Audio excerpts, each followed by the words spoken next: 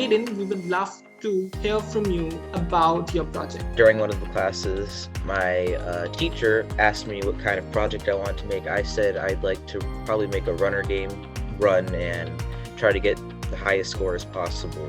And in this project, it was probably the most complex of them all, because although it doesn't look it, we had to use a lot of different types of data structures and variables inside the codes. Oh my god, this is amazing. It looks so beautiful. I've never seen something like this amazing before.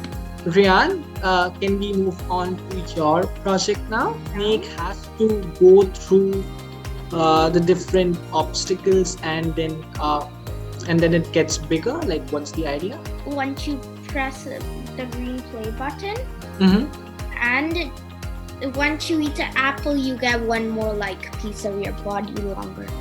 And this is the code that you have written? Yep. How much time did you take to code this? Well, maybe 2 hours or 3 hours. Oh my god, that is phenomenal.